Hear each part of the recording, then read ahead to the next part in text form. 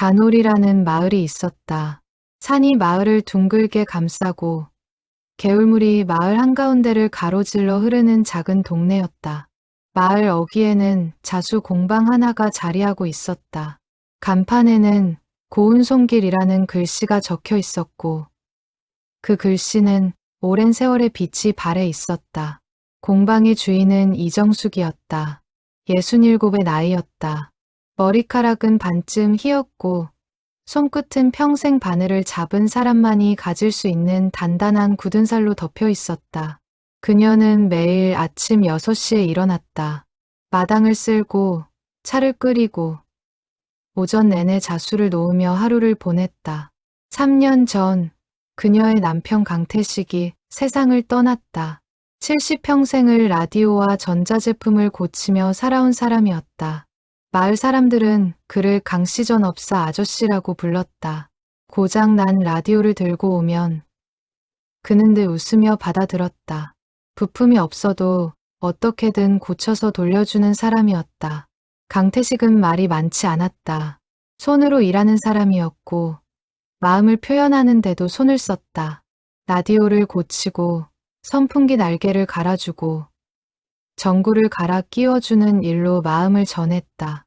정숙은 그런 남편을 40년 가까이 지켜보며 살았다. 두 사람 사이에는 약속이 하나 있었다. 가게 문을 닫는 시간, 저녁 6시 정각이 되면 태식은 늘 집으로 전화를 걸었다. 전화기 너머로 들려오는 목소리는 언제나 같았다. 저녁 뭐 해놨어? 지금 들어가.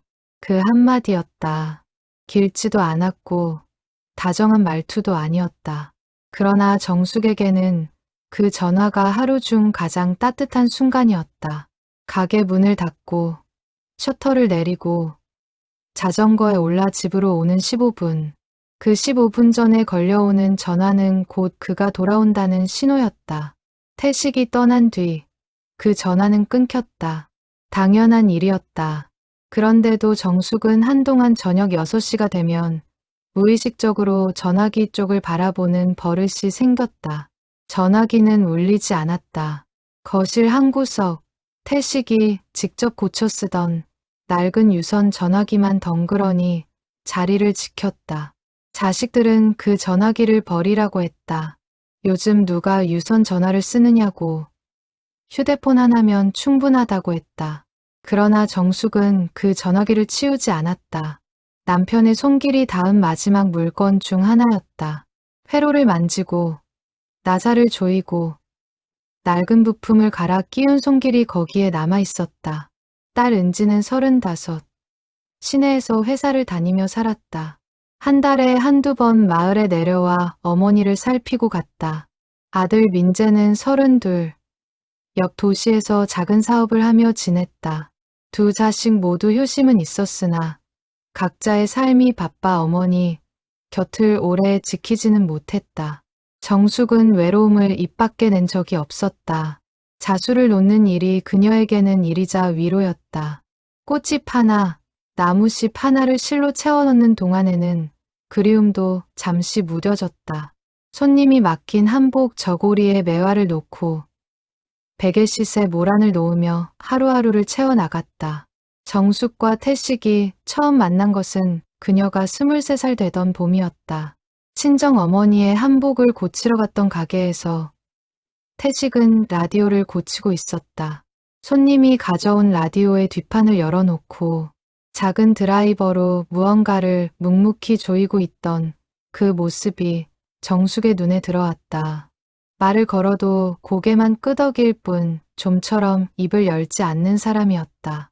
그러나 손님이 라디오를 찾아갈 때마다 그는 늘 자신이 받은 돈보다 적게 받았다. 형편이 어려운 집일수록 더 그랬다. 정숙은 그런 그가 좋았다. 말로 마음을 꾸미지 않는 사람, 행동으로 진심을 보이는 사람이었다. 결혼한 뒤로도 태식은 변하지 않았다. 큰 소리 한 번 내는 일이 없었고 생색을 내는 일도 없었다. 그저 매일 같은 시간에 가게 문을 열고 같은 시간에 닫고 같은 시간에 전화를 걸었다. 그 변함없음이 정숙에게는 가장 큰 위로였다. 두 사람에게는 자식 욕심보다 더 큰 욕심이 하나 있었다. 태식은 종종 낡은 트럭에 고친 라디오와 텔레비전을 싣고 어딘가로 향했다. 정숙이 어디 가느냐고 물으면 그는 그저 잠깐 다녀올 때가 있어 라고만 했다. 그 행선지를 정숙이 알게 된 것은 결혼하고도 몇 해가 지난 뒤였다. 옆 동네에 있는 작은 보육원, 은혜의 집이었다. 태식은 그곳에 정기적으로 고친 물건을 가져다 주고 때로는 봉투를 놓고 오기도 했다. 정숙이 그 일을 알게 되었을 때 태식은 멋쩍은 얼굴로 그저 애들이 좀 있어서 라고만 했다. 그 이상의 설명은 하지 않았고 정숙도 더 묻지 않았다. 그것이 남편의 방식이라는 것을 그녀는 알고 있었다. 세월이 흘러도 그 발걸음은 멈추지 않았다. 태식은 가게가 한가한 날이면 늘 그쪽으로 향했다. 정숙은 가끔 그 트럭 뒷자리에 실린 낡은 라디오들을 보며 저 물건들이 누군가에게는 적막한 방을 채워줄 소리가 되겠구나 생각했다. 그 이상은 알려 하지 않았다. 남편이 묵묵히 해온 일이었고 그것으로 충분했다. 마을 사람들은 정숙을 보면 늘 같은 말을 건넸다. 강씨 아저씨 생각 많이 나시지요. 그럴 때마다 정숙은 웃으며 고개를 끄덕였다. 말로 다 설명할 수 없는 그리움이었다. 40년을 함께 산 사람의 부재는 단순히 한 사람이 사라진 것이 아니었다. 매일 반복되던 작은 습관들, 저녁 6시에 전화, 아침마다 끓여주던 옥수수차, 겨울이면 늘 같은 자리에 놓아주던 손난로까지 그 모든 것이 함께 사라진 것이었다. 3년이라는 시간은 슬픔을 완전히 지우지 못했다. 다만 무뎌지게 했을 뿐이었다. 정숙은 그렇게 무뎌진 슬픔을 안고 매일 같은 시간에 일어나고 같은 자리에서 바느질을 하며 살아가고 있었다. 그날도 평범한 하루였다. 가을이 깊어가는 10월의 어느 저녁이었다. 공방 창밖으로 노을이 붉게 번지고 있었다. 정숙은 마지막 손님이 맡긴 자수를 마무리하고 실을 정리하고 가위와 골무를 상자에 넣었다. 시계를 보니 5시 58분이었다. 습관처럼 거실 전화기 쪽으로 눈길이 갔다. 3년이 지났는데도 그 버릇은 사라지지 않았다. 정숙은 피식 웃으며 고개를 저었다. 차를 한 잔 끓이려 주방으로 향했다.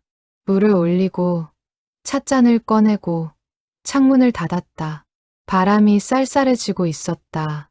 물이 끓는 소리를 들으며 정숙은 잠시 눈을 감았다. 태식이 살아있을 때라면 지금쯤 전화가 울렸을 시간이었다. 그녀는 그런 생각을 하며 가만히 시계를 바라보았다. 6시 정각이었다. 그 순간 거실에서 전화벨이 울렸다. 정숙의 손에서 찻잔이 흔들렸다. 잘못 들은 줄 알았다. 그러나 벨소리는 다시 한번, 또 한 번 이어졌다. 분명한 전화벨 소리였다. 3년 동안 단 한 번도 울리지 않았던 그 낡은 유선 전화기에서 나는 소리였다. 정숙은 천천히 거실로 걸어갔다. 가슴이 이상하게 두근거렸다. 누군가 잘못 걸었을 거라고 그녀는 스스로를 다독였다. 그러나 발걸음은 점점 빨라지고 있었다. 전화기 앞에 선 그녀는 잠시 머뭇거렸다. 그리고 떨리는 손으로 수화기를 들었다. 여보세요. 전화기 너머에서 짧은 정적이 흘렀다. 그리고 한 마디가 들려왔다. 저녁 뭐 해놨어? 정숙의 손에서 수화기가 떨어질 듯 흔들렸다. 그 목소리였다. 3년 전 매일 저녁 6시마다 들려오던 그 목소리. 낮고 무뚝뚝하면서도 다정한 강태식의 목소리였다. 지금 들어가. 전화는 그 말과 함께 끊겼다. 뚜뚜뚜 신호음만 남았다. 정숙은 그 자리에 선 채 한참을 움직이지 못했다. 손에 든 수화기에서는 여전히 신호음이 울리고 있었고 창밖의 노을은 어느새 짙은 어둠으로 바뀌어가고 있었다. 부엌에서는 물이 다 끓어 주전자가 작게 소리를 내고 있었다. 정숙은 그 소리조차 듣지 못했다. 그녀는 수화기를 든 채 거실 한가운데 우두커니 서 있었다. 창문 틈으로 들어오는 가을 바람이 커튼을 흔들었고 벽에 걸린 낡은 가족 사진 속에서 태식이 무뚝뚝한 얼굴로 웃고 있었다. 정숙은 떨리는 손으로 수화기를 내려놓았다. 그리고 한참을 그 자리에 서서 방금 들은 목소리를 머릿속에서 다시 한번 재생해 보았다. 분명했다. 억양도 말의 속도도 마지막에 살짝 흐려지는 끄틈절까지 전부 그 사람의 것이었다. 착각이라고 하기에는 너무도 또렷했다. 그녀는 천천히 소파에 주저앉았다. 심장이 평소보다 빠르게 뛰고 있었다. 두려움인지 반가움인지 알 수 없는 감정이 가슴 한복판에서 소용돌이쳤다. 창밖은 완전히 어두워졌고 마을 어귀의 가로등이 하나둘 켜지기 시작했다. 정숙은 그 불빛을 멍하니 바라보며 내일 이 시간에도 전화가 울릴지 궁금해졌다. 그날 밤 정숙은 잠을 이루지 못했다. 이불 속에 누워 천장을 바라보며 몇 번이고 그 목소리를 떠올렸다. 혹시 잘못 들은 것은 아닐까? 누군가 비슷한 목소리로 장난을 친 것은 아닐까? 갖은 생각이 머릿속을 떠나지 않았다. 그러나 떠올릴수록 그 목소리는 더욱 선명해졌다. 태식의 목소리였다. 틀림없었다. 다음 날 아침, 정숙은 평소보다 일찍 일어났다. 마당을 쓸면서도 차를 끓이면서도 마음 한구석이 분주했다. 공방에 나가 손님을 맞고 자수를 놓는 동안에도 자꾸만 시계를 확인하는 버릇이 생겼다. 시간은 더디게 흘렀다. 정숙은 스스로도 이상하다고 생각했다. 죽은 사람의 전화를 기다리는 일이 이렇게 간절할 수 있다는 것이. 오후가 저물어가고 해가 산등성이로 기울기 시작했다. 정숙은 일찍 가게를 정리했다. 손님이 맡긴 저고리를 마무리하다 말고 실을 끊고 가위를 내려놓았다. 평소라면 그렇게 하지 않았을 것이다. 그러나 그날은 정확히 5시 40분에 셔터를 내렸다. 집에 돌아온 정숙은 거실 전화기 앞에 앉았다. 시계를 보며 기다렸다. 5시 50분, 55분, 그리고 정각이 다가왔다. 그녀의 심장이 점점 빠르게 뛰었다. 부엌 쪽에서는 아직 식지 않은 찌개에 냄비가 작게 김을 내고 있었고 창밖으로는 늦가을 저녁의 푸르스름한 빛이 번지고 있었다. 6시가 되는 순간 전화벨이 울렸다. 여보세요. 정숙의 목소리가 떨렸다. 전화기 너머에서는 짧은 정적이 흐른 뒤 익숙한 목소리가 들려왔다. 오늘 저녁은 뭐 했어? 어제와 같은 목소리였다. 같은 억양, 같은 속도, 같은 끄틈절의 흐려짐까지. 정숙은 무언가에 떠밀리듯 말을 쏟아냈다. 여보, 당신이야? 정말 당신 맞아? 어떻게 전화를 할 수가 있어. 그러나 전화기 너머에서는 아무 대답이 없었다. 잠시간의 침묵 끝에 그저 잘 지내고 있지. 라는 짧은 말과 함께 전화는 끊겼다. 정숙은 수화기를 붙든 채 흐느꼈다. 40년을 함께 산 사람의 목소리였다. 의심할 여지가 없었다. 그날 이후로 전화는 매일 같은 시간에 걸려왔다. 저녁 6시 정각, 단 1분도 어긋나지 않았다. 짧은 안부, 짧은 한마디씩이었다. 춥지 않아. 밥은 챙겨 먹고 있어. 몸 아픈 데는 없고 모두 평범한 안부였지만 정숙에게는 그 한마디 한마디가 생명줄과 같았다. 특히 한 번 정숙은 잊을 수 없는 통화를 했다. 가게에서 키우던 화분 하나가 시들어가던 날이었다. 정숙은 누구에게도 그 화분에 대해 말한 적이 없었다. 그런데 그날 전화 너머에서 들려온 말은 이러했다. 창가에 둔 난초. 물을 너무 많이 줘서 그래. 사흘에 한 번만 줘. 정숙은 그 말을 듣고 온몸에 소름이 돋았다. 그 난초는 태식이 살아있을 때 직접 마당에서 캐다 심어준 것이었다. 그가 떠난 뒤로 정숙은 그 화분을 어떻게 돌봐야 할지 몰라 매일 물을 주었고 최근 들어 잎이 누렇게 시들어가던 참이었다. 그 사실을 아는 사람은 정숙 자신뿐이었다. 적어도 그녀는 그렇게 믿고 있었다. 그날 밤 정숙은 처방대로 물 주는 횟수를 줄였다. 며칠 뒤 난초는 다시 푸르게 살아났다. 그 일이 있은 뒤로 정숙의 확신은 더욱 굳어졌다. 단순한 장난 전화나 기계로 흉내낸 목소리라면 그 난초의 사정까지 알 수는 없는 일이었다. 그녀는 그것을 남편이 여전히 어딘가에서 자신을 지켜보고 있다는 증거로 받아들였다. 정숙은 처음에는 그 일을 누구에게도 말하지 않았다. 누가 믿어줄까 싶었다. 죽은 사람이 전화를 건다는 말을 누가 고지 듣겠는가. 오히려 정신이 이상해졌다고 여길 것이 분명했다. 그녀는 그저 혼자 그 비밀을 간직한 채 매일 6시를 기다리며 살았다. 그러나 시간이 흐르면서 정숙의 모습은 조금씩 달라지기 시작했다. 표정이 밝아졌고 걸음걸이가 가벼워졌다. 공방을 찾는 손님들도 그 변화를 알아챘다. 요즘 좋은 일 있으신가 봐요 라는 말을 들을 때마다 정숙은 그저 웃음으로 답을 대신했다. 그 변화를 가장 먼저 눈치챈 사람은 딸 은지였다. 한 달에 한두 번 들르던 은지가 그 주에는 어머니의 안색을 보고 적이 놀랐다. 3년 동안 그늘져 있던 얼굴에 생기가 돌아와 있었다. 엄마, 요즘 무슨 일 있어요?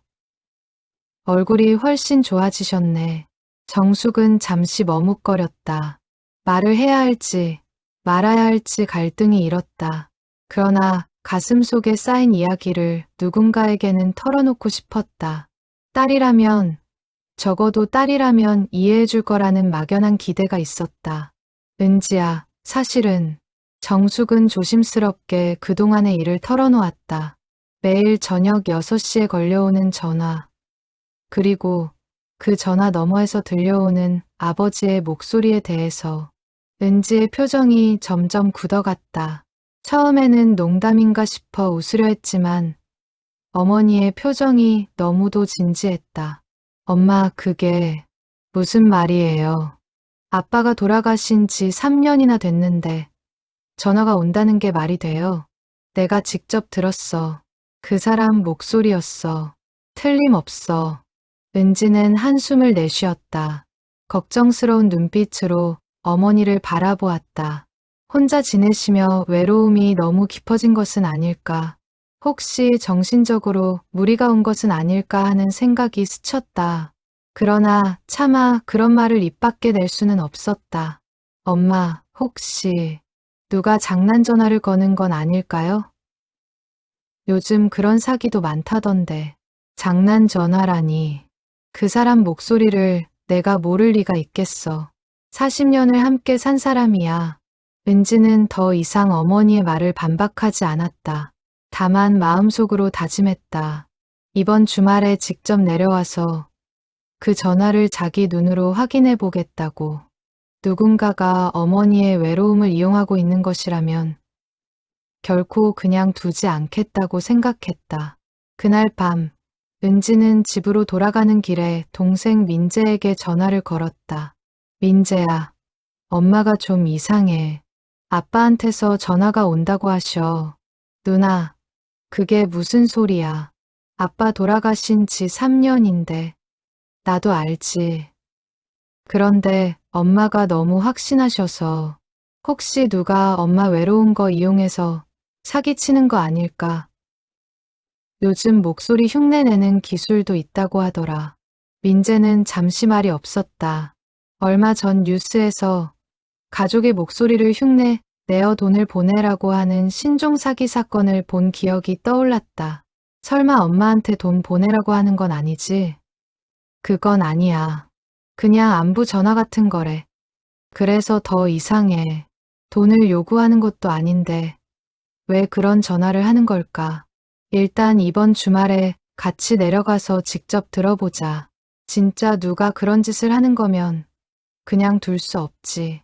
어머니의 상태가 걱정된다는 말과 함께 주말에 함께 본가에 내려가자고 했다. 민재는 처음에는 그저 어머니가 외로워서 그런 거라고, 별일 아닐 거라고 했지만 누나의 다급한 목소리에 결국 그러겠다고 답했다. 정숙은 그날 밤도 거실 전화기를 한참 바라보다가 잠자리에 들었다. 딸의 걱정스러운 표정이 마음에 걸렸지만 그보다 더 큰 것은 내일 저녁 6시에 대한 기대였다. 그녀는 이제 그 전화가 단순한 환청이나 착각이 아니라는 것을 확신하고 있었다. 다만 그것을 다른 사람에게 어떻게 증명해야 할지, 그것이 새로운 고민으로 자리 잡기 시작했다. 창밖으로는 가을밤의 찬 기운이 스며들고 있었다. 정숙은 이불을 끌어당기며 눈을 감았다. 자식들이 와서 직접 전화를 들으면 분명 자신의 말을 믿어줄 것이라 생각했다. 그러나 마음 한구석에는 작은 불안도 자리하고 있었다.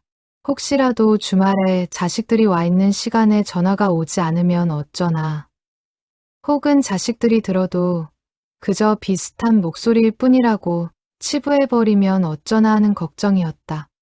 그녀는 그 모든 불안을 애써 떨쳐내며 다시 한번 난초가 살아난 일을 떠올렸다. 그것만큼 확실한 증거는 없다고 스스로를 다독였다. 창밖에서 늦가을 풀벌레 우는 소리가 희미하게 들려왔다. 정숙은 그 소리를 들으며 서서히 잠에 빠져들었다. 내일도 모레도 6시에 전화가 계속되기를 바라는 마음으로 주말이 되었다. 은지와 민재는 약속한 대로 토요일 오후 본가에 도착했다. 오랜만에 자식들이 한꺼번에 내려오자 정숙은 반가운 마음에 서둘러 저녁상을 준비했다. 그러나 자식들의 얼굴에는 반가움보다 걱정이 더 짙게 묻어 있었다. 엄마, 그 전화는 오늘도 와요? 은지가 조심스럽게 물었다.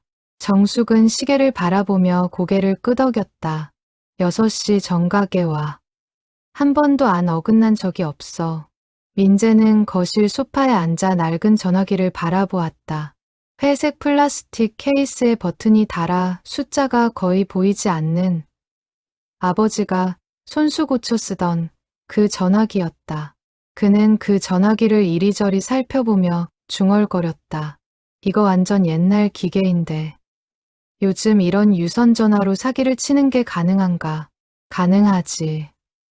발신번호 조작하는 기술도 있고 목소리 흉내 내는 프로그램도 있다고 하더라.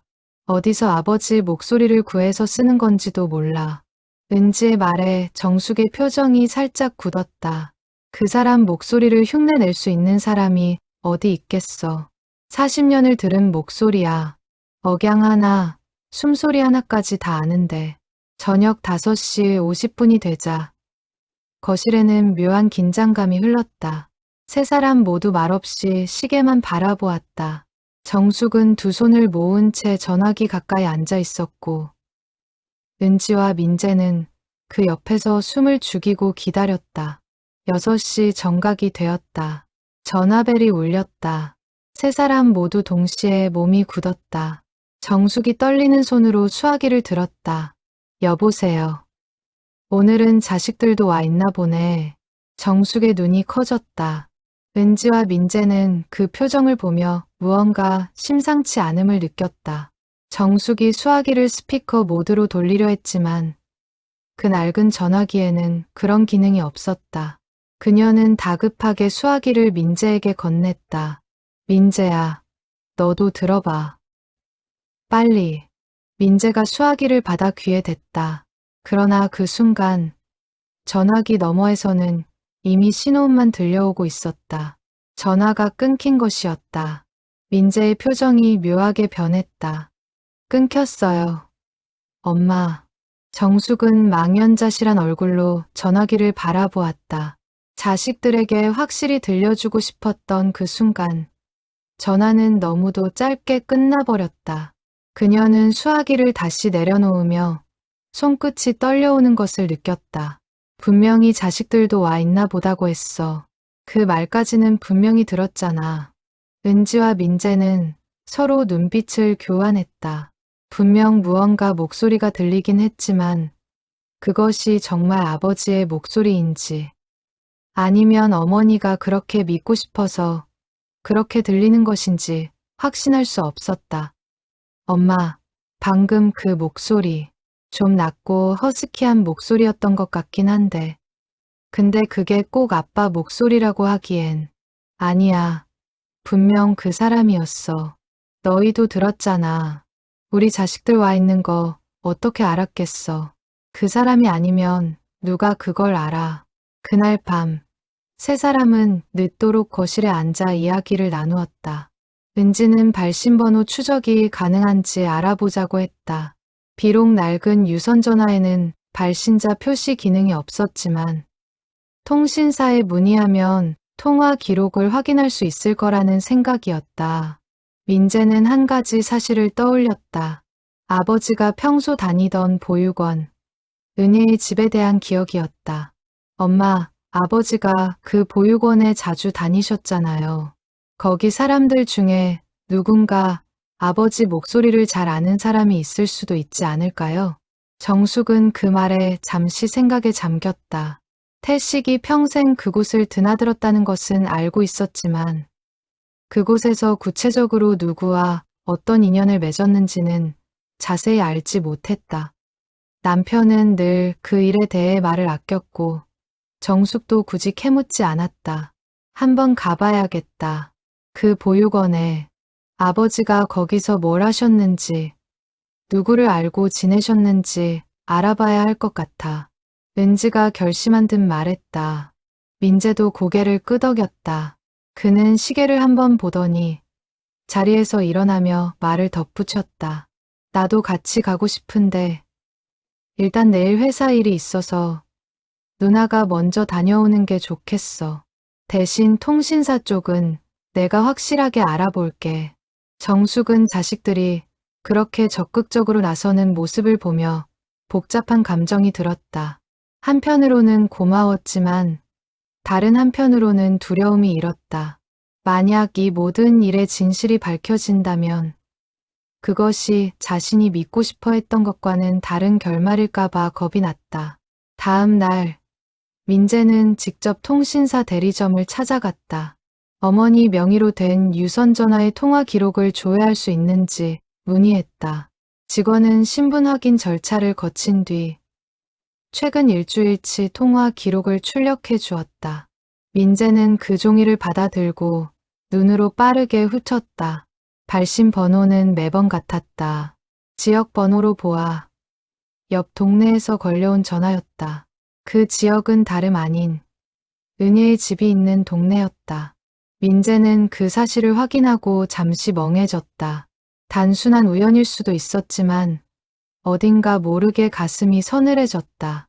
그는 종이를 몇 번이고 다시 들여다보며 숫자가 정말 틀림없는지 확인했다. 그는 곧바로 누나에게 전화를 걸어 그 사실을 알렸다. 누나, 전화 건 곳이 보육원 있는 동네야. 정확히 그 근처더라고. 나도 지금 거기 와 있어. 원장님이 뭔가 알고 계신 것 같아. 서류를 보여주려고 하셔. 두 사람은 약속이라도 한 듯 같은 결론에 가까워지고 있었다. 아버지와 보육원 사이에 자신들이 알지 못했던 어떤 깊은 사연이 있었고 그 사연이 지금 이 기이한 전화와 연결되어 있을지도 모른다는 직감이었다. 그날 밤 정숙은 자식들이 잠든 후에도 홀로 거실에 앉아 있었다. 전화기를 가만히 바라보며 내일도 같은 시간에 전화가 올지, 만약 온다면 이번에는 자식들에게 확실히 들려줄 수 있을지 생각했다. 창밖에는 늦가을의 차가운 달빛이 마당을 비추고 있었고 마을은 깊은 침묵 속에 잠겨 있었다. 다음 날 아침, 은지는 일찍 일어나 옆 동네에 있는 은혜의 집으로 향했다. 보육원은 세월의 흔적이 고스란히 남은 낡은 건물이었지만 마당은 깨끗하게 정돈되어 있었다. 입구에서 만난 원장은 은지의 방문 목적을 듣고는 잠시 놀란 표정을 지었다. 강태식 선생님 따님이세요? 아, 아니, 사모님 따님이시구나. 원장의 그 한마디에 은지는 무언가 더 깊은 사연이 있다는 것을 직감했다. 아버지가 단순히 물건을 고쳐주는 후원자가 아니라 이곳에서 훨씬 더 특별한 존재로 기억되고 있다는 느낌이었다. 저희 아버지에 대해서 좀 더 자세히 알고 싶어서 왔어요. 혹시 시간 괜찮으시면 말씀 좀 나눌 수 있을까요? 원장은 잠시 고민하는 듯 하더니 은지를 사무실로 안내했다. 그리고 낡은 서류함에서 무언가를 꺼내기 시작했다. 그 안에는 수십 년에 걸친 후원 기록이 빼곡히 담겨 있었다. 아버님께서는 30년 가까이 저희 아이들을 도와주셨어요. 처음에는 그냥 고장난 라디오나 텔레비전을 고쳐주시는 정도였는데 나중에는 정기적으로 후원금도 보내주셨죠. 저희 쪽 기록에는 후원자 번호로만 등록되어 있어서 오랫동안 저희도 그분이 정확히 누구신지 몰랐어요. 은지는 그 말을 들으며 가슴이 먹먹해졌다. 아버지가 평생 그렇게 많은 일을 해왔다는 것을 가족들조차 제대로 알지 못했다는 사실이 새삼스럽게 다가왔다. 저희 아버지가 후원자 번호로 등록되어 있었다고요? 본명을 안 쓰셨어요? 네, 이름을 밝히지 않으셔서요. 한참 뒤에야 아버님이 직접 물건을 가져다 주시는 걸 보고 저희도 짐작만 했었죠. 본인 입으로 확인해 주신 적은 없으세요. 원장은 서류함 깊은 곳에서 빛바랜 사진 한 장을 꺼냈다. 보육원 마당에서 태식이 아이들에게 라디오를 나눠주며 환하게 웃고 있는 사진이었다. 사진 속 한 소년이 유독 태식의 옆에 붙어 서 있었다. 이 아이가 누구인지 여쭤봐도 될까요? 은지가 그 소년을 가리키며 물었다. 원장은 잠시 망설이다가 조심스럽게 입을 열었다. 그 아이는 지금은 어른이 되어서 여기 근처에 살고 있어요. 도연우라고 아버님이 특히 마음을 많이 쏟으셨던 아이였죠. 도연우라고 아버님이 특히 마음을 많이 쏟으셨던 아이였죠. 은지는 그 이름을 마음속에 새겼다. 원장은 사진 속 소년에 대해 좀 더 이야기를 이어갔다. 그 아이가 처음 여기 왔을 때가 5살 무렵이었어요. 부모님 사정으로 맡겨졌는데 한동안 말을 거의 하지 않았어요. 그런데 아버님이 오실 때마다 라디오 만지는 걸 보더니 조금씩 곁에 다가오기 시작했죠. 나중에는 아버님 옆에서 나사 돌리는 법, 회로 만지는 법을 배우기도 했어요. 지금은 어떤 일을 하고 있나요? 소리를 다루는 일을 한다고 들었어요. 정확히는 잘 모르지만 오래된 녹음을 복원하거나 방송 관련 일을 한다고 했던 것 같아요. 몇 년 전부터는 여기서 멀지 않은 곳에 작업실을 두고 있고요. 은지는 그 말을 듣자마자 머릿속에서 무언가가 빠르게 이어지는 느낌을 받았다. 소리를 다루는 일, 오래된 녹음을 복원하는 일, 만약 아버지의 옛 목소리가 어딘가에 녹음되어 남아있고 그것을 복원하거나 재생할 수 있는 기술을 가진 사람이 있다면 그 모든 것이 설명될 수도 있었다. 원장님, 그 작업실 위치를 알 수 있을까요? 원장은 잠시 머뭇거렸다. 제가 함부로 알려드리기는 좀 그런데 대신 제가 한번 연락을 해볼게요. 어머님 일이라고 하면 그쪽에서도 모른 척하지는 않을 거예요. 그날 오후 원장으로부터 연락을 받은 도연우는 한동안 말이 없었다. 전화기를 든 손이 가늘게 떨렸다. 그는 창문 너머로 보이는 작업실 풍경을 바라보며 천천히 숨을 골랐다. 마침내 들통이 났다는 생각과 동시에 이상하게도 안도하는 마음이 동시에 밀려왔다. 도연우는 28이었다. 어릴 적 기억은 흐릿했지만 단 한 사람의 손길만은 분명하게 남아 있었다. 일주일에 한두 번씩 보육원을 찾아와 고장난 라디오를 고쳐주고 가끔은 새 건전지를 사들고 오던 아저씨. 다른 아이들이 그 아저씨를 그저 라디오 고쳐주는 분으로만 기억했지만 현우에게는 달랐다. 5살 때 보육원에 맡겨진 현우는 한동안 누구와도 말을 섞지 않았다. 그런 그에게 처음으로 다가온 사람이 태식이었다. 말을 걸지 않고 그저 옆에서 라디오를 만지는 모습을 보여주기만 했다. 현우는 그 손길을 가만히 지켜보다가 어느 날 자신도 모르게 작은 나사를 하나 건네주었다. 그것이 두 사람 사이의 첫 대화였다. 그 후로 태식이 올 때마다 현우는 가장 먼저 달려나가 마중을 했다. 태식은 그런 현우에게 라디오 고치는 법을 하나씩 가르쳐 주었다. 나사를 푸는 법, 회로를 살피는 법, 소리가 나오지 않을 때 어디를 먼저 확인해야 하는지 말로 가르치기보다는 늘 손으로 직접 보여주었다. 다른 아이들은 금세 흥미를 잃고 자리를 떠났지만 현우만은 끝까지 그 곁을 지켰다. 현우가 17이 되던 해 태식은 그에게 낡은 카세트 라디오 하나를 선물했다. 그리고 처음으로 긴 이야기를 들려주었다. 이게 다 고물이라고 사람들이 버리는 건데 사실은 안에 좋은 소리가 다 들어있어. 그냥 손을 좀 봐주면 되는 거야. 사람도 그런 것 같아. 누가 손 한번 잡아주면 그게 다시 살아나는 거지. 현우는 그 말을 평생 잊지 못했다. 보육원을 떠나 자립할 무렵 그는 자연스럽게 소리와 관련된 일을 택했다.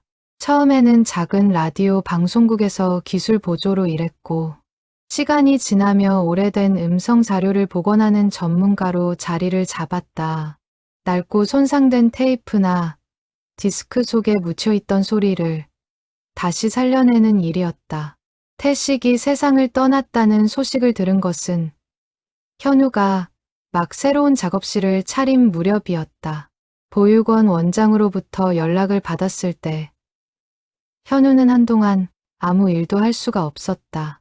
장례식에 찾아가 멀리서 지켜보았지만 차마 가족들 앞에 나서지는 못했다.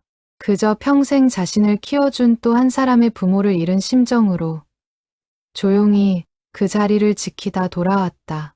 그 후로 현우는 보육원의 오래된 창고를 정리하는 일을 자청했다. 수십 년간 쌓인 낡은 테이프와 녹음 자료들을 디지털로 옮기는 작업이었다. 먼지로 뒤덮인 창고 안에서 그는 하루에도 몇 시간씩 쪼그려 앉아 상자를 하나씩 열어보았다. 그 작업을 하던 중 현우는 낡은 종이 상자 하나를 발견했다. 상자 안에는 손글씨로 태식 아저씨 보관용이라고 적힌 카세트 테이프 10여 개가 들어 있었다. 그 테이프들은 보육원에서 매년 연말이면 진행하던 작은 라디오 방송 행사를 녹음한 것들이었다. 아이들에게 들려줄 동화를 읽어주거나 새해 인사를 전하는 짧은 코너였는데 태식은 그 코너에 매년 빠짐없이 참여해 짧은 인사말을 남겼다. 현우는 그 테이프들을 하나씩 복원하며 태식의 목소리를 다시 듣게 되었다. 처음 그 목소리를 들었을 때 현우는 작업실에서 한참을 소리 없이 울었다. 4년 가까이 듣지 못했던 목소리였다. 그는 그 목소리를 디지털로 깨끗하게 복원하면서 문득 한 가지 생각이 떠올랐다. 이 목소리를 사모님께 들려드리면 어떨까 하는 생각이었다. 그러나 그 생각은 쉽게 행동으로 옮겨지지 않았다. 사모님을 직접 찾아가 테이프를 전해드리는 것이 가장 정직한 방법이었다. 그러나 현우는 망설였다. 자신이 누구인지, 어떤 사연으로 태식과 인연을 맺었는지 설명하는 일이 두려웠다. 무엇보다 자신이 나타나는 것이 그녀에게 또 다른 슬픔을 안겨주는 것은 아닐까 걱정스러웠다. 대신 현우는 마을 어귀의 가게 주인을 통해 정숙의 안부를 조심스럽게 묻기 시작했다. 가게 주인은 별다른 의심 없이 정숙이 요즘 부쩍 기력이 없어 보인다는 이야기를 전해주었다. 저녁이면 늘 혼자 불 꺼진 집에 들어간다는 말도 덧붙였다. 현우는 그 말을 듣고 가슴이 답답해졌다. 그는 며칠을 고민하다가 작은 결심을 했다. 직접 나타나지는 않더라도 매일 같은 시간에 짧게 안부만 전하자는 생각이었다. 복원된 목소리 중에는 마침 저녁 뭐 해놨어? 지금 들어가라는 문장이 고스란히 남아 있었다. 보육원 행사에서 태식이 아이들에게 장난스럽게 들려준 일상의 한마디였다. 현우는 그 한 문장을 시작점으로 삼았다. 낡은 유선전화 번호는 오래전 보육원 후원자 명단에 적힌 연락처를 통해 어렵지 않게 확인할 수 있었다. 매일 저녁 6시 그는 자신의 휴대전화로 그 번호에 전화를 걸었다. 그리고 복원된 음성 파일 중 짧은 한 구절을 재생하여 들려주었다. 처음에는 그것이 전부였다. 그러나 정숙이 전화를 받고 여보, 당신이야? 라고 되묻던 그 순간 현우는 차마 그대로 전화를 끊을 수가 없었다. 그는 자신도 모르게 평소 태식이 쓰던 말투를 따라 짧게 대답하고 말았다. 오랜 세월 그 옆에서 자라며 자연스럽게 배운 말버릇이었다. 그날 이후로 현우는 매일 같은 시간에 전화를 걸었다. 어떤 날은 복원된 옛 음성을 들려주었고 어떤 날은 자신의 목소리로 짧은 안부를 전했다. 두 목소리는 묘하게 닮아 있었다. 어린 시절부터 태식의 말투와 호흡을 가장 가까이에서 보고 배운 사람이었기 때문이다. 난초에 대한 말도 마을 가게 주인에게서 우연히 들은 이야기를 바탕으로 건넨 것이었다. 현우는 그것이 거짓이라고 생각하지 않았다. 적어도 자신의 마음속에서는 태식이 남기고 간 마음을 대신 전하는 일이라고 여겼다. 그러나 동시에 언젠가 이 일이 밝혀질 수밖에 없다는 것도 알고 있었다. 그날이 생각보다 빨리 다가왔다는 것을 원장의 전화를 받으며 그는 직감했다. 마음 한편에서는 두려움이 일었지만 다른 한편에서는 차라리 잘 됐다는 안도감도 함께 들었다. 더 이상 혼자 그 무게를 짊어지지 않아도 된다는 생각 때문이었다. 수화기를 내려놓은 현우는 창밖으로 저물어가는 하늘을 한참 바라보았다. 이제는 더 이상 숨길 수 없는 시간이 다가오고 있었다. 그는 오래 고민한 끝에 원장에게 한 가지 부탁을 전했다. 직접 찾아가서 모든 것을 솔직히 말씀드리고 싶다는 부탁이었다. 은지는 원장으로부터 전화를 받았다. 도연우라는 청년이 직접 찾아와 자초지종을 설명하고 싶다는 뜻을 전했다는 소식이었다. 은지는 그 말을 듣고 잠시 망설였지만 결국 만나보기로 했다.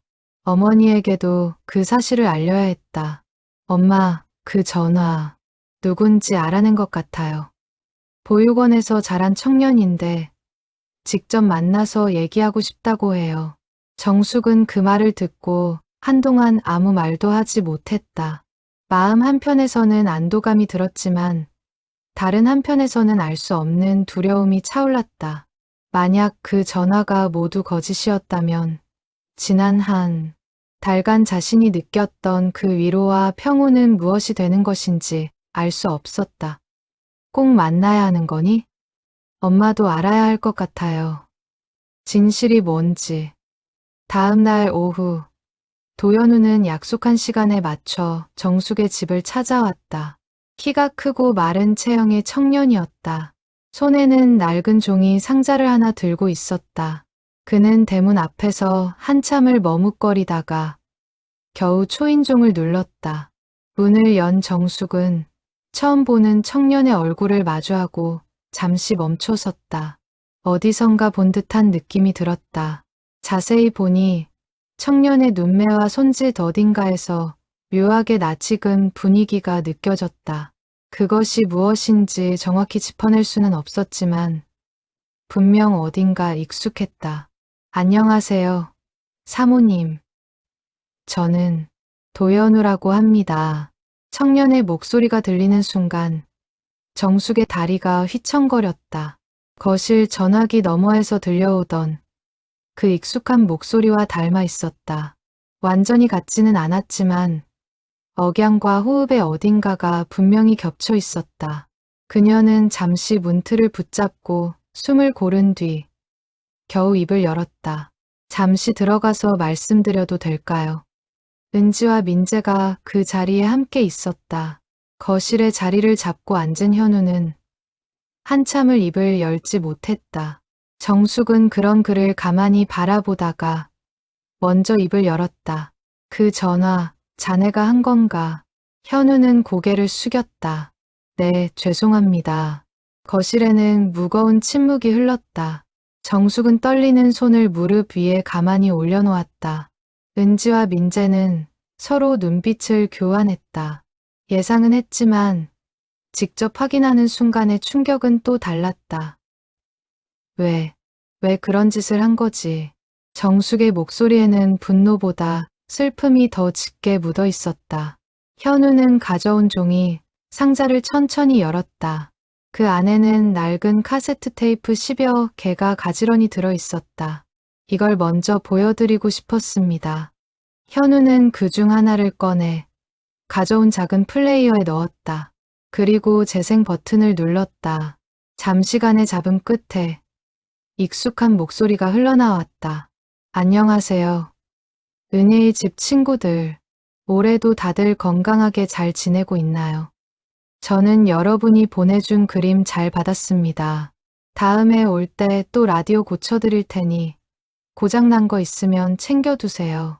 정숙은 그 목소리를 듣는 순간 두 손으로 입을 가렸다. 눈물이 왈칵 솟구쳤다. 분명 태식의 목소리였다. 살아있을 때 집에서는 한 번도 들어본 적 없는 다정한 말투였다. 보육원 아이들 앞에서는 이렇게도 따뜻하게 말할 수 있는 사람이었다는 것이 새삼 낯설고도 그리웠다. 그녀는 그 목소리를 한 번 더 듣고 싶어 떨리는 손으로 되감기 버튼을 눌렀다. 이게 다 뭐야? 이게 다 뭐냐고. 은지도 눈물을 글썽이며 그 테이프들을 바라보았다. 아버지가 평생 이런 일을 해왔다는 것을 가족들은 전혀 알지 못했다. 민재는 말없이 자리에서 일어나 창가로 걸어갔다. 감정을 추스르기 위해서였다. 현우는 떨리는 목소리로 천천히 설명을 이어갔다. 저는 5살 때부터 은혜의 집에서 자랐습니다. 아버님은, 강태식 선생님은 제게 거의 아버지와 같은 분이셨습니다. 매주 보육원에 오셔서 고장난 물건들을 고쳐주셨고 저한테 그 일을 가르쳐 주셨어요. 제가 지금 소리를 다루는 일을 하게 된 것도 다 선생님 덕분입니다. 정숙은 눈물을 닦으며 가만히 그의 말에 귀를 기울였다. 처음 느꼈던 분노와 혼란이 천천히 다른 감정으로 바뀌어가고 있었다. 그러나 여전히 왜 그렇게 자신을 속였는지에 대한 답은 듣지 못한 상태였다. 그런데 왜 그 목소리로 나한테 전화를 한 거지? 내가 얼마나. 정숙은 말을 잇지 못했다. 현우는 고개를 들어 처음으로 그녀의 눈을 똑바로 바라보았다. 선생님 장례식 때 멀리서 사모님을 지켜봤습니다. 그리고 그 후로도 마을 분을 통해 가끔 사모님 안부를 여쭤봤어요. 점점 기력이 없어지신다는 얘기를 듣고 마음이 너무 아팠습니다. 제가 할 수 있는 일이 뭘까 고민하다가 마침 보육원 창고에서 이 테이프들을 발견하게 됐어요. 그는 잠시 숨을 고르고 다시 말을 이었다. 처음에는 그냥 이 목소리를 들려드리고 싶었던 거였어요. 그런데 사모님이 너무 반가워하시는 모습을 보고 차마 사실대로 말씀드릴 용기가 나지 않았습니다. 그래서 계속 그렇게 전화를 드리게 됐습니다. 거실에는 다시 무거운 정적이 내려앉았다. 창밖으로는 어느새 저녁 어스름이 내리고 있었고 벽시계의 초침 소리만이 유난히 크게 들려왔다. 민재가 창가에서 돌아와 자리에 앉았다. 그의 표정에는 여전히 복잡한 감정이 뒤섞여 있었다. 그래서 그 난초 얘기도 마을 사람한테 들은 거예요? 네, 가게 주인 아주머니께서 사모님이 화분 때문에 속상해하신다는 얘길 지나가듯 하셨어요. 그래서 혹시나 하고 말씀드린 거였습니다. 거짓으로 안심시키려던 건 아니었어요. 그냥 조금이라도 도움이 되고 싶었습니다. 은지는 팔짱을 낀 채 한동안 말이 없었다. 머릿속이 복잡했다. 한편으로는 어머니를 진심으로 위로하려 한 그 마음이 이해가 되었지만 다른 한편으로는 가족들에게 사실을 숨기고 그렇게 오랫동안 거짓 전화를 이어온 것에 화가 났다. 그런데 왜 처음부터 솔직하게 찾아오지 않았어요? 우리한테 그냥 이 테이프들을 전해줬으면 됐잖아요. 현우는 그 질문에 쉽게 답하지 못했다. 한참을 망설이다가 겨우 입을 열었다. 용기가 없었습니다. 제가 나타나는 게 오히려 사모님께 상처가 될 거라고 생각했어요. 그리고 솔직히 말씀드리면 저도 그 전화를 거는 시간이 저에게도 위로가 됐습니다. 선생님 목소리를 흉내 내듯 말할 때면 마치 그분이 아직 제 곁에 계신 것 같은 기분이 들었거든요. 그 말에 정숙은 무언가 가슴이 무너지는 듯한 기분을 느꼈다. 분노와 슬픔, 그리고 알 수 없는 애틋함이 동시에 밀려왔다. 그녀는 한참을 말없이 앉아 있다가 마침내 입을 열었다. 오늘은 너무 많은 얘기를 들어서 정리가 잘 안 되는구나. 시간을 좀 줄 수 있겠나?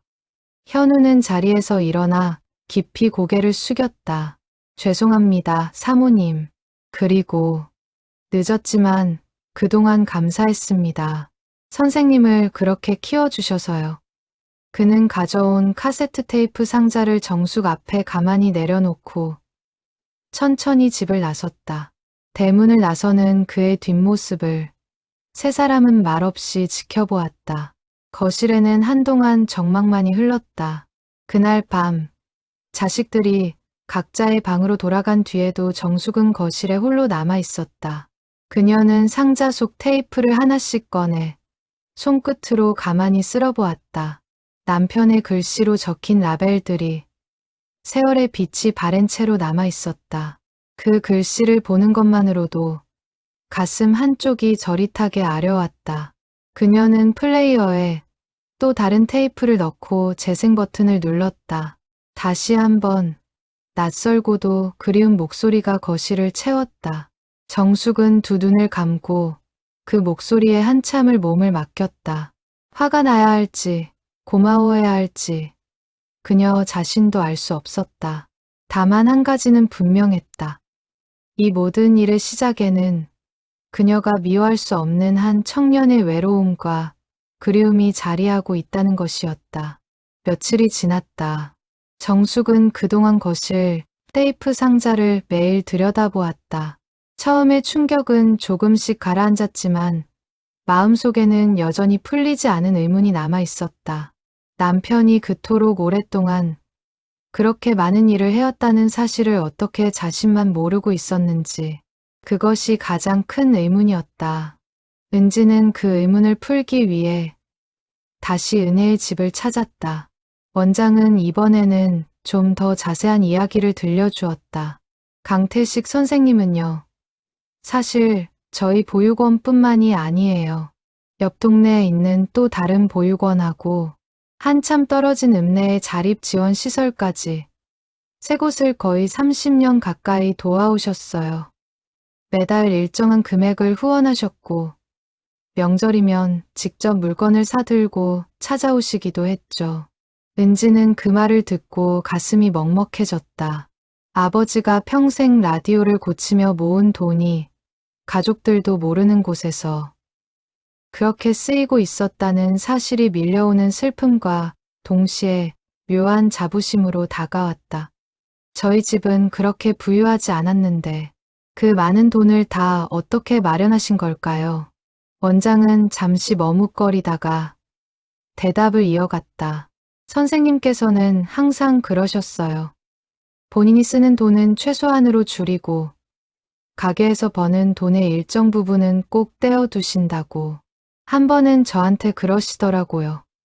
자기는 평생 큰 욕심 없이 살아왔으니 이 정도는 나눠도 괜찮다고요.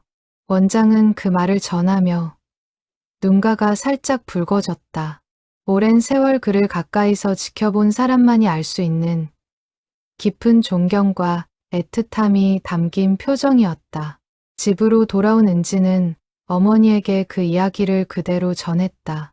정숙은 묵묵히 듣고 있다가 문득 오래된 기억 하나를 떠올렸다. 마을 사람들도 그 무렵부터 조금씩 수상한 낌새를 느끼고 있었다. 가게 주인 아주머니는 은지를 볼 때마다 태식 아저씨가 보육원에 다닌다는 걸 다들 어렴풋이는 알고 있었다고 귀띔해 주었다. 다만 누구도 그 규모나 깊이를 정확히는 알지 못했을 뿐이었다. 결혼 초 정숙은 살림이 빠듯하다고 느낀 적이 많았다. 다른 집들처럼 좋은 옷을 사 입거나 큰 가전제품을 들여놓는 일이 드물었다. 그녀가 가끔 그 점에 대해 서운함을 내비치면 태식은 그저 우리는 이 정도면 충분해 라고만 답했다. 정숙은 그 말을 그가 원래 검소한 사람이기 때문이라고만 여겼다. 그 검소함의 이유가 따로 있었다는 것을 그녀는 이제야 알게 되었다. 문득 한 가지 장면이 더 떠올랐다. 결혼하고 5년쯤 되었을 때 정숙은 옆집에서 새로 들여놓은 냉장고를 보며 부러워했던 적이 있었다. 그날 저녁 태식에게 슬쩍 그 이야기를 꺼냈더니 그는 잠시 생각에 잠겼다가 이렇게 말했다. 조금만 더 기다려줘. 지금은 더 급한 데가 있어서. 정숙은 그때 그 말을 듣고 약간 서운했지만 더는 묻지 않았다. 그리고 몇 달 뒤 정말로 새 냉장고가 집에 들어왔다. 다만 그 시기가 예상보다 한참 늦었을 뿐이었다. 그녀는 그때는 그저 가게 형편이 어려운가 보다 생각했지만 이제 와서 보니 그 몇 달의 차이가 어디로 흘러갔는지 알 것 같았다. 그 사람이 그렇게 아끼고 아낀 돈을 다 그렇게 썼던 거구나. 정숙의 목소리에는 복잡한 감정이 묻어 있었다. 서운함과 자랑스러움, 그리고 약간의 배신감까지. 40년을 함께 살아온 부부 사이에도 이렇게 큰 비밀이 있을 수 있다는 사실이 새삼 낯설게 다가왔다. 그날 저녁, 민재도 자신이 알아본 사실을 가족들에게 전했다. 통신사를 통해 추가로 확인한 결과 아버지 명의로 된 작은 계좌가 하나 더 있었다는 것이었다. 그 계좌는 수십 년간 일정한 금액이 입금되고 빠져나간 흔적이 고스란히 남아 있었다. 입금자는 강태식 본인이었고 출금은 매달 같은 날, 같은 금액으로 세 군데 보육시설에 나뉘어 전달되었다. 거래 내역서를 한 장씩 넘겨보던 민재는 그 한결같음에 오히려 숙연해지는 기분이 들었다. 이 정도면 거의 월급의 3분의 1은 거기다 쓰신 거예요. 민재의 말에 정숙은 자리에 앉은 채로 한참을 움직이지 못했다. 그 돈이면 가족들의 생활이 좀 더 여유로울 수도 있었을 것이다. 자식들의 학원비나 정숙이 갖고 싶었던 작은 물건들을 살 수 있었을 것이다. 그러나 태식은 그 모든 것을 마음속에 묻고 묵묵히 다른 곳으로 그 돈을 보냈다. 왜 나한테 말 한마디 안 했을까? 같이 의논이라도 했으면 나도 좋다고 했을 텐데. 정숙의 눈에서 눈물이 흘러내렸다. 서운함이었다. 그러나 동시에 그 서운함 너머에는 또 다른 마음이 자리하고 있었다. 그가 그렇게 묵묵히 베풀어온 삶을 자신이 평생 곁에서 지켜봤다는 사실에 대한 조용한 자부심이었다. 은지는 어머니의 손을 가만히 잡았다. 엄마, 어쩌면 아빠는 엄마한테 부담 주고 싶지 않으셨던 거 아닐까요? 엄마가 같이 고민하고 마음 쓰는 게 싫으셔서 혼자 짊어지고 가신 것 같아요. 그 말에 정숙은 고개를 끄덕였다. 태식은 늘 그런 사람이었다. 무거운 일은 혼자 짊어지고 가벼운 웃음만 가족들에게 보여주려 했던 사람. 그 모습이 답답하면서도 동시에 그가 가족을 지키는 방식이었다는 것을 정숙은 이제야 온전히 이해할 수 있었다. 그러나 민재의 생각은 조금 달랐다. 그는 팔짱을 낀 채 한동안 말이 없다가 조심스럽게 입을 열었다. 그런데 누나, 나는 아직도 그 도연우라는 사람이 좀 걸려. 좋은 의도였다고 해도 결국 엄마를 몇 주 동안 속인 거잖아. 게다가 아버지랑 그렇게 가까운 사이였다는 걸 우리는 지금까지 전혀 몰랐고 혹시 다른 의도가 있는 건 아닐까? 민재야, 그 사람이 뭘 바라고 그런 일을 했겠어. 돈을 달라고 한 것도 아니고 뭘 요구한 것도 아닌데. 그건 그렇지만 사람 마음이라는 게 처음엔 순수해도 나중엔 달라질 수도 있는 거니까. 나는 그냥 엄마가 또 누군가에게 마음을 다 내주고 나서 상처받는 건 보고 싶지 않아. 은지는 동생의 걱정을 이해했다. 그러나 동시에 현우가 보여준 진심, 어린 모습과 눈물을 떠올리면 그를 단순히 의심하기에는 마음이 편치 않았다. 두 사람의 입장 차이는 그날 이후로도 한동안 좁혀지지 않았다. 민재에게는 말하지 못한 속사정이 하나 있었다. 그가 운영하는 작은 사업은 최근 몇 년간 어려움을 겪고 있었다. 자금 사정이 빠듯해져 은행 대출을 알아보던 참이었다. 그런 와중에 아버지가 평생 그렇게 많은 돈을 다른 곳에 보냈다는 사실을 알게 되자 마음속 어딘가에서 씁쓸함이 차올랐다. 그 돈의 일부만이라도 가족에게 남겨졌다면 어땠을까 하는 생각을 떨치기가 쉽지 않았다. 그는 그런 마음을 차마 누나에게도 어머니에게도 털어놓지 못한 채 혼자 사귀고 있었다. 사업이 어려워질수록 그는 더더욱 가족이라는 울타리에 의지하고 싶었고 그래서 더욱 그 빈자리가 크게 느껴졌다. 그날 밤 정숙은 다시 거실 전화기 앞에 앉았다. 더 이상 6시의 전화를 기다리지는 않았다. 그러나 그 전화기를 바라보는 마음은 이전과 달라져 있었다. 그것은 더 이상 단순한 그리움의 대상이 아니라 남편이 평생 지켜온 어떤 가치, 그리고 그 가치를 이어받은 한 청년의 마음이 함께 담긴 물건이 되어 있었다. 정숙은 자식들이 잠든 뒤 홀로 마당에 나가 밤하늘을 올려다보았다. 차가운 밤바람이 옷깃 사이로 스며들었지만 그녀는 한참을 그 자리에 서 있었다. 마음속에서는 여러 감정이 뒤섞여 소용돌이쳤다. 남편에 대한 그리움, 평생 알지 못했던 그의 또 다른 모습에 대한 놀라움, 그리고 그 모든 것을 자신에게 전해준 한 청년에 대한 복잡한 마음까지. 그녀는 그날 밤 쉽게 잠들지 못했다. 별빛은 유난히 맑았다. 정숙은 하늘을 올려다보며 태식이 살아있을 때 가끔 마당에서 함께 별을 보며 나누었던 짧은 대화들을 떠올렸다. 그는 별을 보며 늘 같은 말을 했었다.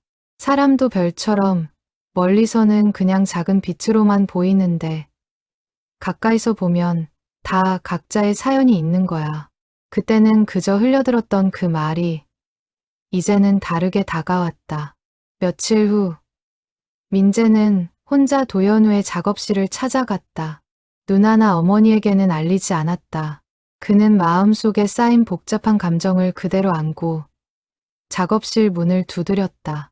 문을 연 현우는 예상치 못한 방문에 잠시 당황한 기색을 보였다. 민재 씨, 어떻게 여기까지? 잠깐 얘기 좀 할 수 있을까요? 작업실 안으로 들어선 민재는 벽 한쪽에 가득한 음향 장비와 낡은 테이프들을 둘러보았다. 작업대 위에는 디지털로 변환 중인 음성 파일들이 화면에 떠 있었다. 그 익숙한 목소리의 파형이 화면 위에 일렬로 늘어서 있었다.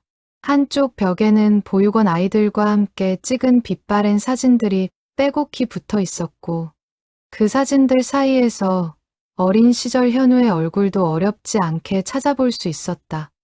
솔직히 말할게요. 나는 아직도 당신이 한 일이 이해가 안 돼요.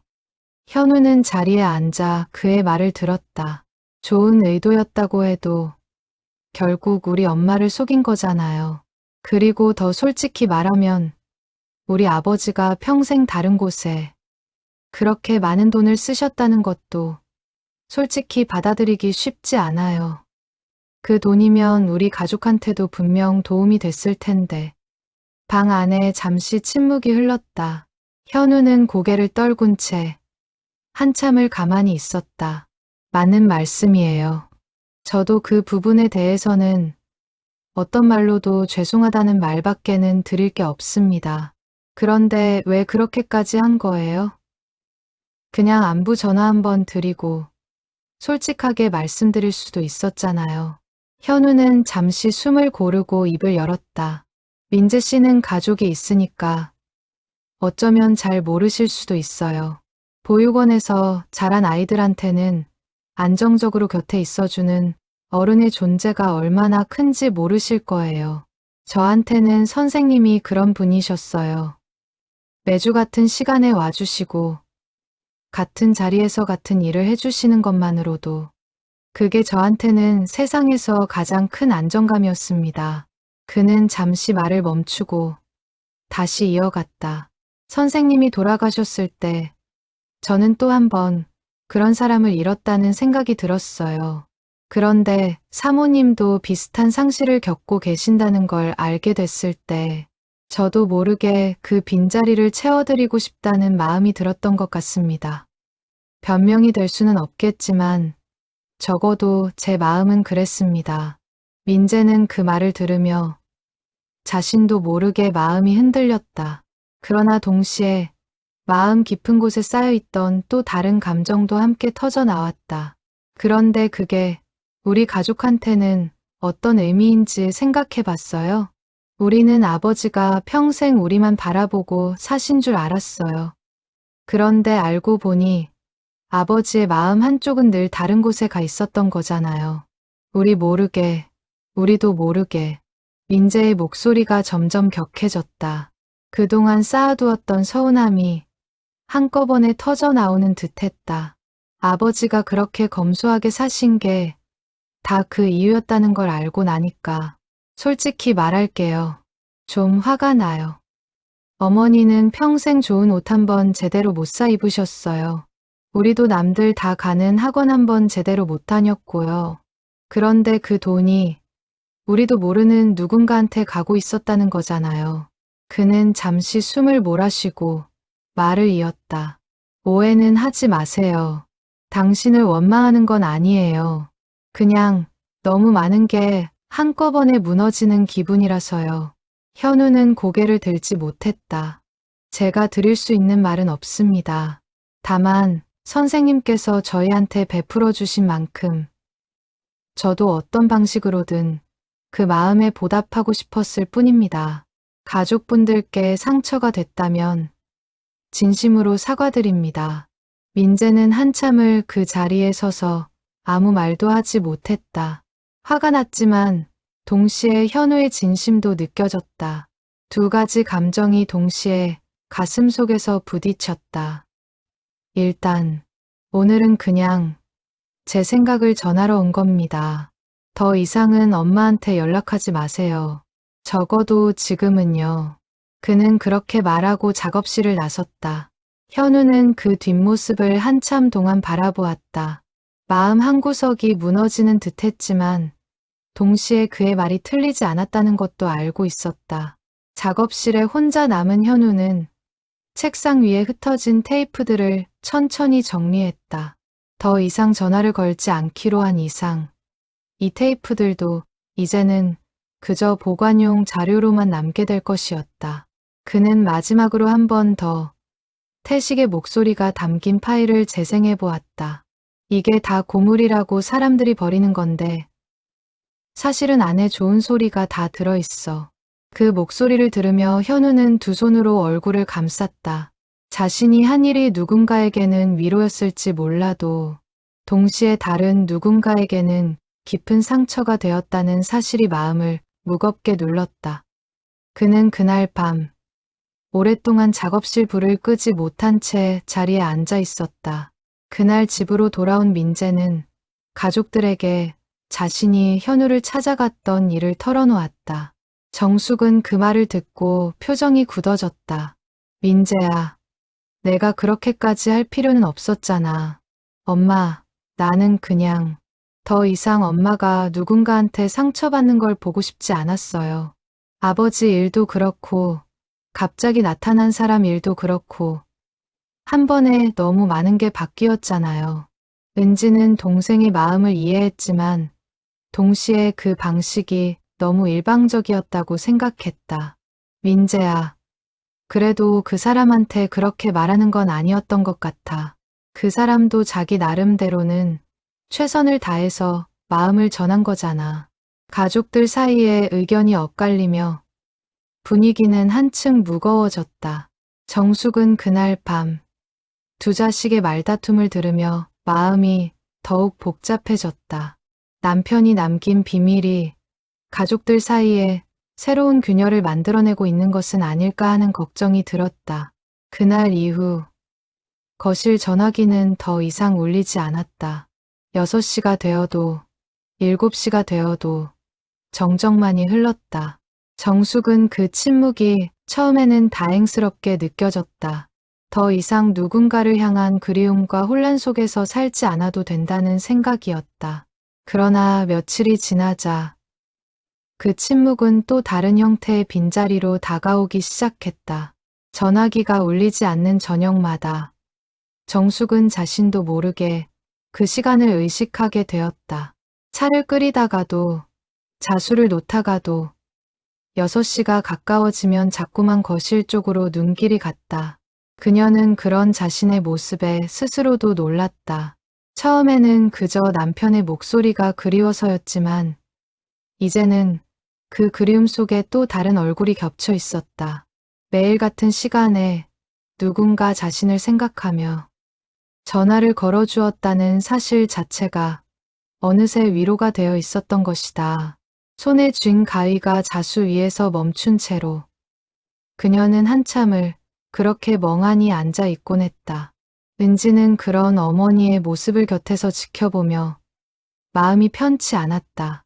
동생의 마음도 이해했지만 어머니가 다시 예전의 그늘진 얼굴로 돌아가는 모습을 보는 것은 더 힘든 일이었다. 그녀는 며칠을 고민하다가 결국 동생에게 다시 이야기를 꺼냈다. 민재야, 엄마 얼굴 좀 봐. 다시 예전처럼 돌아가고 있어. 그 사람이 잘못한 게 없다는 건 아니지만 적어도 엄마한테는 그 전화가 큰 의미였던 것 같아. 민재는 누나의 말을 듣고도 쉽게 마음을 바꾸지 못했다. 자신의 분노와 서운함이 아직 완전히 가라앉지 않은 탓이었다. 그는 그저 묵묵히 고개를 끄덕이는 것으로 대답을 대신했다. 가족들 사이에는 쉽게 풀리지 않는 무거운 공기가 계속 머물러 있었다. 그날 밤, 민재는 자기 방에서 홀로 천장을 바라보며 생각에 잠겼다. 자신이 정말 화가 난 대상이 누구인지 그는 스스로에게 되물었다. 도연우라는 청년 때문인지 아니면 평생 가족에게 솔직하지 못했던 아버지 때문인지 그것도 아니면 자신의 형편이 넉넉지 못한 데서 오는 막연한 서운함 때문인지 답이 쉽게 나오지 않았다. 다만 한 가지는 분명했다. 이대로 마음의 문을 닫아버리면 결국 가장 힘들어질 사람은 어머니라는 것이었다. 가게는 태식이 떠난 뒤로도 그대로 남아 있었다. 정숙은 차마 그곳을 정리할 마음을 먹지 못해 3년 동안 문만 잠가둔 채 두고 있었다. 그러나 그날 그녀는 처음으로 가게 문을 열기로 결심했다. 남편이 남긴 것들을 제대로 마주해야 할 때가 되었다는 생각이 들었다. 가게 안엔 먼지가 켜켜이 쌓여 있었지만 모든 것이 태식이 떠난 그날 그대로였다. 작업대 위에는 고치다 만 라디오 한 대가 놓여 있었고 벽에는 손수 만든 공구 선반이 가지런히 정리되어 있었다. 한쪽 구석에는 손님이 찾아가지 않은 낡은 시계 몇 개가 줄지어 놓여 있었고 그 위로 뽀얗게 먼지가 내려앉아 있었다. 정숙은 그 안을 천천히 둘러보다가 작업대 아래 깊숙이 놓인 낡은 나무 상자를 발견했다. 상자를 열어보니 그 안에는 두꺼운 공책 몇 권이 들어 있었다. 표지에는 아무 글씨도 없었지만 첫 장을 넘기자 태식의 익숙한 글씨가 빼곡히 적혀 있었다. 읽기였다. 정숙은 그 자리에 주저앉아 천천히 페이지를 넘기기 시작했다. 대부분은 가게의 소소한 일상이 적혀 있었다. 어떤 손님이 왔고 어떤 물건을 고쳤는지에 대한 짧은 기록들이었다. 군데군데 정숙에 대한 다정한 한마디도 적혀 있었다. 오늘 정숙이가 새로 놓은 자수를 보여줬다. 모란이 진짜 꽃처럼 살아있는 것 같았다. 말은 안 했지만 참 예쁘다고 생각했다. 정숙은 그 짧은 문장 하나에도 가슴이 뭉클해졌다. 평생 칭찬 한마디 인색했던 사람이 마음속에는 이렇게 많은 말을 담아두고 있었다는 것을 그녀는 몰랐다. 그러나 페이지 중간중간 보육원 아이들에 대한 이야기도 적혀 있었다. 오늘 현우가 처음으로 나사를 스스로 풀었다. 손이 작아서 힘들어했지만 끝까지 해냈다. 그 모습을 보니 마음이 뜨거워졌다. 정숙은 그 짧은 한 줄에서도 남편이 그 순간 느꼈을 기쁨이 고스란히 전해지는 듯했다.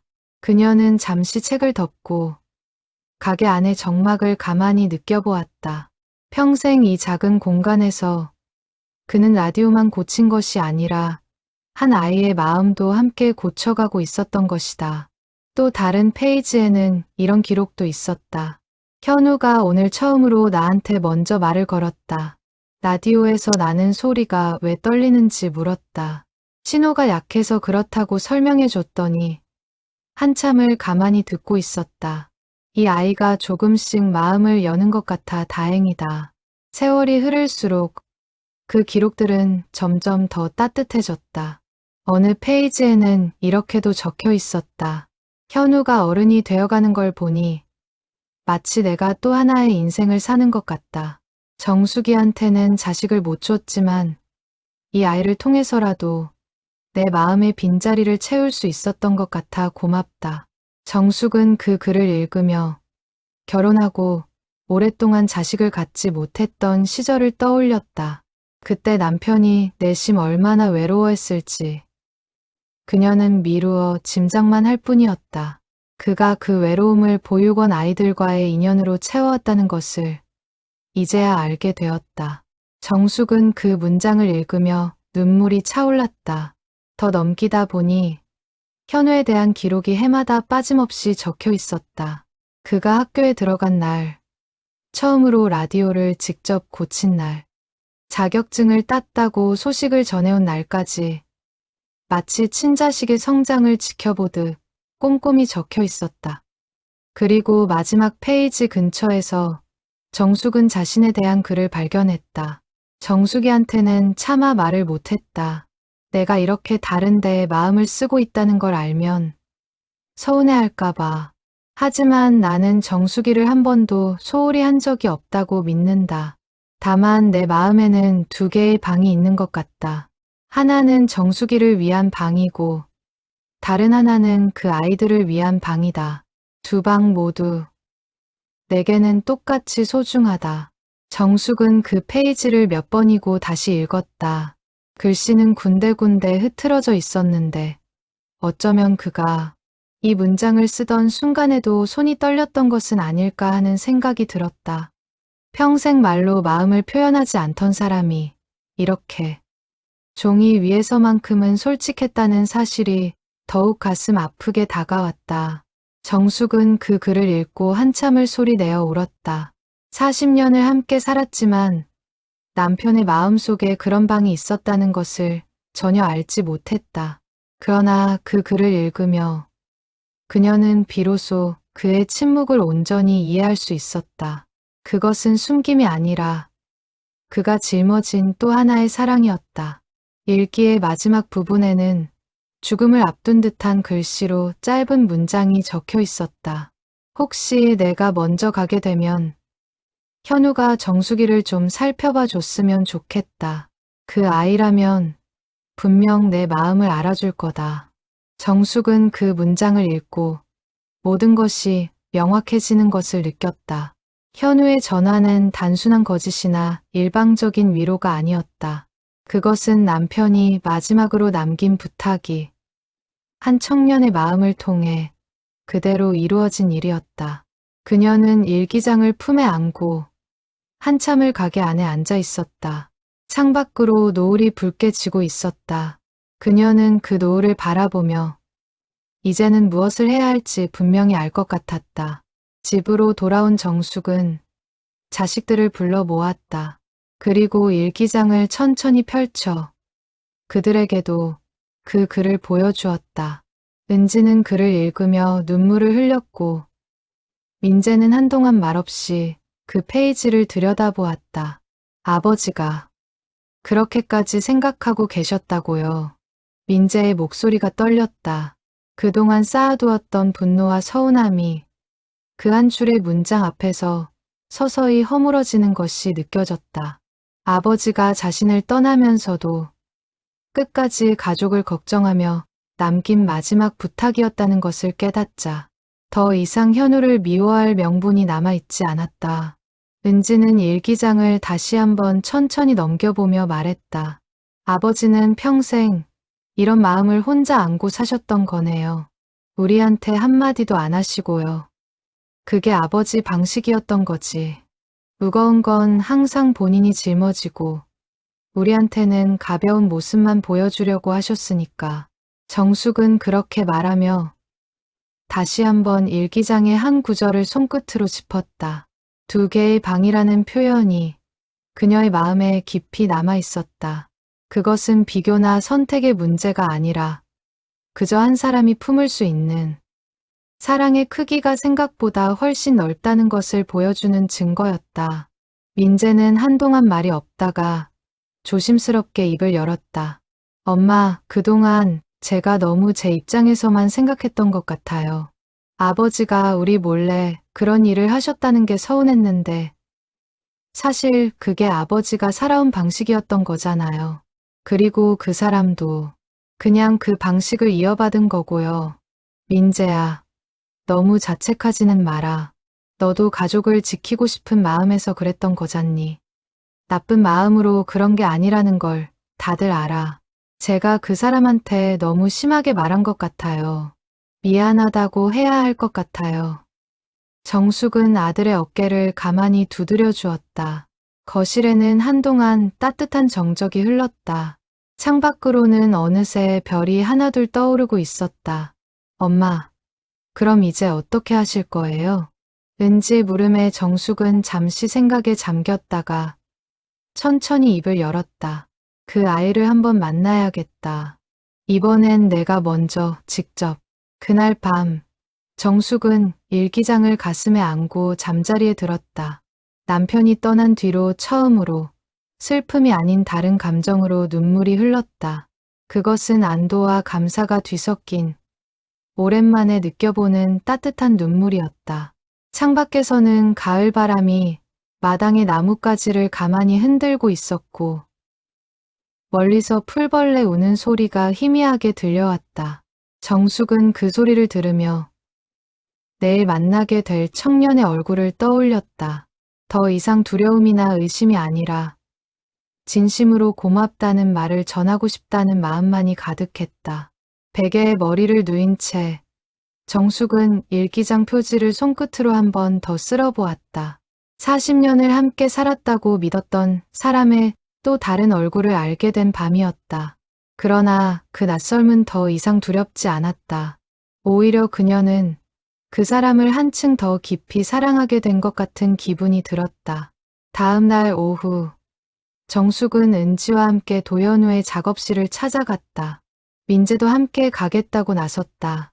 차 안에서 세 사람은 별다른 말을 하지 않았다. 각자 마음속으로 오늘 어떤 말을 전해야 할지 생각하고 있었다. 창밖으로 스쳐 지나가는 가을 풍경을 바라보며 정숙은 가슴이 두근거리는 것을 느꼈다. 40년을 함께 산 남편의 또 다른 모습을 알게 된 지 일주일도 채 되지 않았다. 그 짧은 시간 동안 너무 많은 일이 일어났고 그녀의 마음도 분노와 슬픔, 이해와 감사 사이를 수없이 오갔다. 오늘만큼은 그 모든 감정을 정리하고 진심을 전하고 싶었다.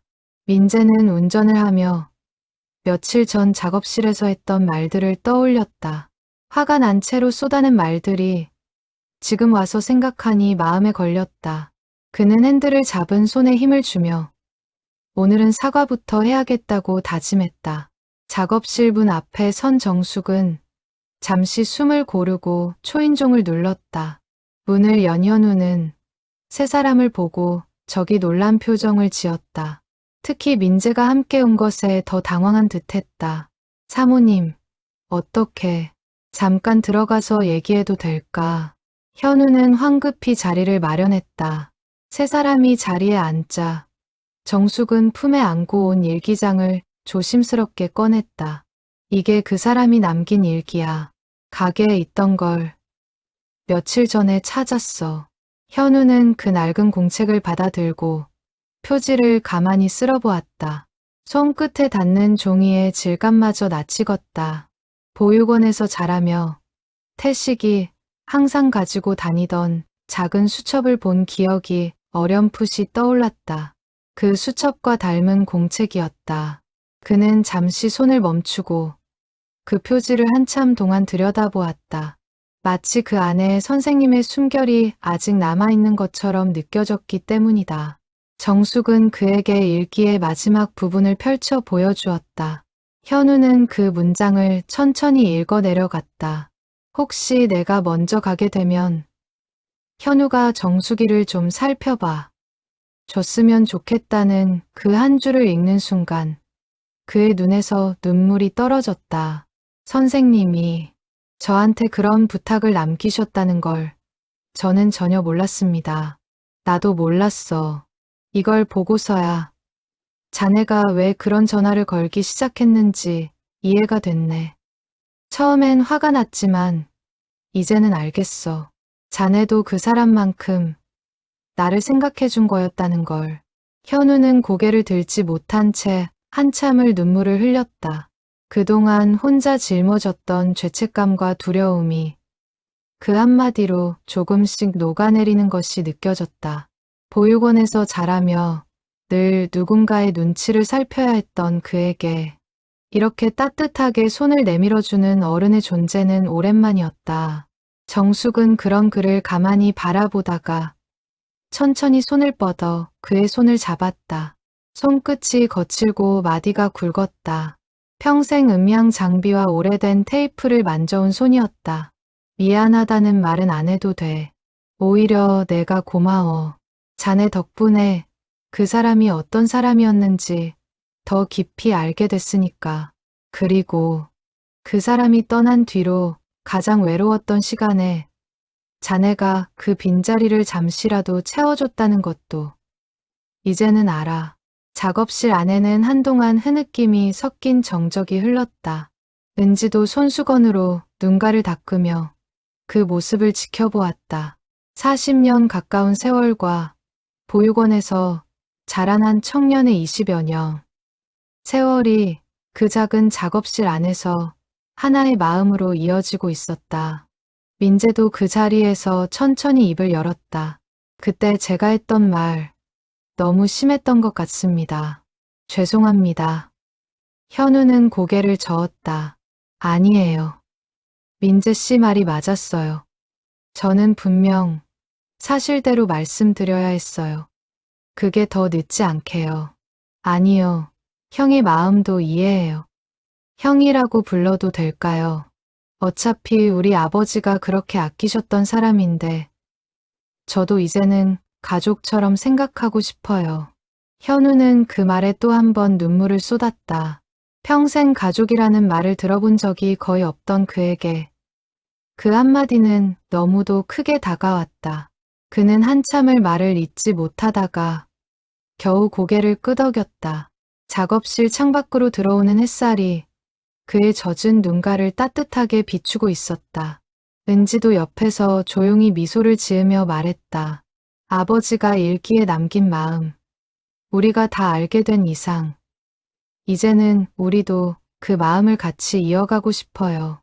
보육원 일도 어떻게 도와왔는지 좀 더 자세히 알고 싶고요. 은지는 그렇게 말하며 가방 속에서 작은 수첩을 꺼냈다. 이미 며칠 전부터 자신이 도울 수 있는 방법들을 하나씩 메모해온 듯했다. 그 모습을 본 정숙은 딸의 마음이 어느새 자신보다 한 발 더 앞서 있었다는 것을 느끼고 잠시 뭉클해졌다. 현우는 그 말을 듣고 잠시 멈칫했다. 정말 그렇게 해주시면 선생님도 분명 기뻐하실 거예요. 사실 매달 정해진 후원금이 끊기면 보육원 운영에도 적지 않은 어려움이 생겨요. 제가 할 수 있는 만큼 메우고는 있지만 혼자서는 역부족인 부분도 있고요.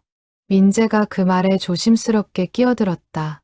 제가 하는 일이 회계 쪽이라 후원 구조나 운영 방식 같은 걸 한번 점검해 드릴 수 있을 것 같아요. 그리고 저희도 형편이 되는 만큼은 함께 보태고 싶어요. 아버지가 평생 해오신 일이니까요. 현우는 그 제안에 잠시 놀란 표정을 지었다가 곧 깊이 고개를 숙였다. 감사합니다. 사실 저 혼자서는 가끔 막막할 때가 많았어요. 누군가 같이 짊어져 준다는 게 이렇게 큰 힘이 되는 줄 몰랐습니다. 정숙은 그 말을 들으며 비로소 마음 깊이 따뜻함이 차오르는 것을 느꼈다. 남편이 떠난 뒤로 3년 동안 그녀는 줄곧 상실감 속에서 살아왔다. 그러나 오늘 그녀는 처음으로 또 다른 형태의 가족이 생겨나는 것을 느끼고 있었다. 현우야. 정숙이 그를 처음으로 이름으로 불렀다. 현우는 그 부름에 고개를 들었다. 이제부터는 그렇게 혼자 짊어지지 말고 우리한테도 말해. 보육원 일도 힘든 일도 우리가 함께 짊어질 수 있는 거니까. 현우는 떨리는 목소리로 대답했다. 네, 사모님. 감사합니다. 사모님 말고 어머니라고 불러도 돼. 그 한마디에 작업실 안의 모든 사람이 눈물을 글썽였다. 현우는 잠시 망설이다가 처음으로 그 말을 입에 담아보았다. 어머니. 목소리가 가늘게 떨렸다. 태어나서 한 번도 불러본 적 없는 말이었다. 5살 때부터 보육원에서 자라며 그는 늘 누군가의 어머니, 누군가의 아버지를 멀리서 바라보기만 했다. 그런 그가 이제 자신의 입으로 그 말을 부르고 있었다. 정숙은 그 목소리를 들으며 가슴 깊은 곳에서부터 무언가 따뜻하게 차오르는 것을 느꼈다. 은지와 민재도 그 모습을 바라보며 조용히 웃었다. 한 가족의 슬픔으로 시작된 일이 또 다른 가족을 품는 일로 이어지고 있었다. 창밖으로는 늦은 오후의 햇살이 부드럽게 비쳐들고 있었고 작업대 위에 놓인 낡은 카세트 플레이어에서는 여전히 태식의 목소리가 희미하게 흘러나오고 있었다. 정숙은 그 작업실을 나서기 전 마지막으로 현우에게 한 가지를 물었다. 그런데 그동안 전화로 들려줬던 그 목소리들. 어떤 건 그 사람 목소리였고 어떤 건 자네 목소리였던 거지? 현우는 살짝 웃으며 답했다. 안부를 묻는 짧은 말들은 대부분 제가 직접 따라했던 거예요. 선생님 곁에서 오래 지내다 보니 자연스럽게 말투가 닮아버렸더라고요. 녹음된 목소리는 정말 특별한 말씀을 전하고 싶을 때만 틀어드렸습니다. 정숙은 그 말을 듣고 작게 웃음을 터뜨렸다. 슬픔과 그리움으로 가득했던 지난 한 달이 이제는 따뜻한 농담을 나눌 수 있는 추억으로 바뀌어 가고 있었다. 작업실을 나서기 전 정숙은 마지막으로 현우의 어깨를 가만히 두드려 주었다. 오늘부터는 매일 전화 안 해도 돼. 보고 싶을 때 보고 바쁘면 안 해도 괜찮아. 억지로 하는 거 말고 그냥 마음 가는 대로 해. 현우는 그 말에 고개를 끄덕이며 웃었다. 어쩐지 그 말이 지금까지 들었던 어떤 말보다 더 큰 안도감을 주었다. 계절이 한 바퀴를 돌았다. 다놀이 마을에는 다시 가을이 찾아왔다. 정숙의 공방, 고운 손길에는 여전히 손님들의 발걸음이 이어졌고 그녀는 변함없이 매일 아침 마당을 쓸고 차를 끓이고 자수를 놓았다.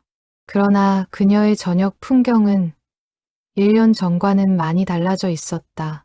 거실 전화기는 더 이상 죽은 사람의 목소리를 기다리는 물건이 아니었다. 그것은 이제 살아있는 가족의 안부를 전하는 평범한 도구가 되어 있었다. 저녁 6시가 되면 여전히 전화벨이 울렸다. 그러나 이제는 더 이상 두렵거나 떨리는 마음으로 수화기를 들지 않았다. 어머니, 저녁 드셨어요? 현우의 목소리였다. 더 이상 누군가를 흉내낸 말투가 아니라 그 자신의 목소리로 전하는 안부였다. 정숙은 그 목소리를 들을 때마다 죽은 남편의 흔적과 살아있는 청년의 정성이 함께 느껴져 마음이 따뜻해졌다. 먹었지. 너는 끼니 잘 챙기고 다니니. 일하다 보면 또 굶기 일수잖아. 오늘은 잘 챙겨 먹었어요. 다음 주에 보육원 행사 있는데 같이 가실 거죠? 당연하지. 은지랑 민재도 같이 갈 거야. 은지와 민재는 그날 이후로 아버지가 남긴 일을 자신들의 방식으로 이어가고 있었다.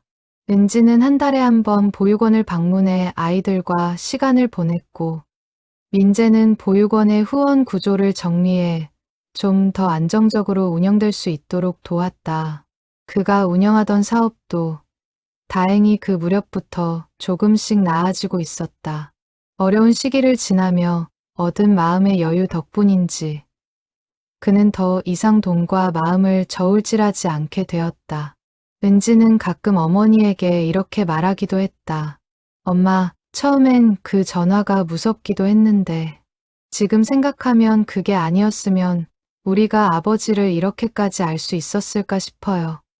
아빠가 평생 숨겨온 마음을 이렇게 다 알게 됐잖아요. 정숙도 그 말에 깊이 공감했다. 처음에는 혼란과 두려움으로 시작된 일이 결국 가족 모두에게 아버지를 그리고 서로를 더 깊이 이해하는 계기가 되었다는 것을 그녀는 시간이 지날수록 더욱 절실히 느끼고 있었다. 현우는 여전히 음양보건 일을 하며 지냈다. 다만 이제는 보육원의 오래된 자료뿐 아니라 마을 어르신들의 옛사진과 녹음을 정리해주는 작은 봉사도 함께 시작했다. 태식이 평생 그래왔던 것처럼 누군가의 낡고 잊혀진 것들에 다시 숨을 불어넣는 일을 그도 자신만의 방식으로 이어가고 있었다. 보육원 행사가 있던 날, 정숙은 가족들과 함께 은혜의 집을 찾았다. 마당에는 아이들이 뛰어놀고 있었고 한쪽에서는 작은 라디오 방송 부스가 마련되어 있었다.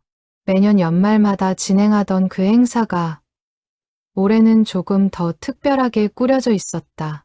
마당 곳곳에는 색종이로 만든 장식이 매달려 있었고 아이들은 저마다 손에 작은 라디오를 하나씩 들고 신나게 뛰어다니고 있었다. 오늘은 특별히 강태식 선생님의 목소리를 다시 들려드리겠습니다. 진행을 맡은 현우의 말에 마당에 모인 아이들과 어른들이 일제히 귀를 기울였다. 스피커를 통해 디지털로 깨끗하게 복원된 태식의 목소리가 흘러나왔다. 여러분, 다들 건강하게 잘 지내고 있나요? 라디오든 텔레비전이든 고장난 거 있으면 언제든 가져오세요. 못 고치는 건 없으니까요. 그리고 무엇보다 중요한 건 다들 마음 따뜻하게 지내는 겁니다. 그게 제일 큰 수리니까요. 정숙은 그 목소리를 들으며 더 이상 눈물 대신 미소를 지을 수 있었다. 옆에 선 은지와 민재도 그리고 한 발짝 떨어져 마이크를 잡고 있던 현우도 모두 같은 마음으로 그 목소리에 귀를 기울이고 있었다. 행사가 끝난 뒤 정숙은 마당 한쪽에 마련된 작은 화단을 둘러보았다. 그곳에는 낯익은 난초 화분이 놓여 있었다. 현우가 자신의 작업실에서 키우던 것을 행사를 위해 가져다 놓은 것이었다. 이 난초, 어머니가 키우시던 거랑 같은 종류예요. 선생님이 보육원에도 한 그루 심어주셨더라고요. 정숙은 그 화분을 가만히 들여다보며 남편이 마을 곳곳에 사람들 마음 곳곳에 심어놓은 작은 씨앗들을 떠올렸다.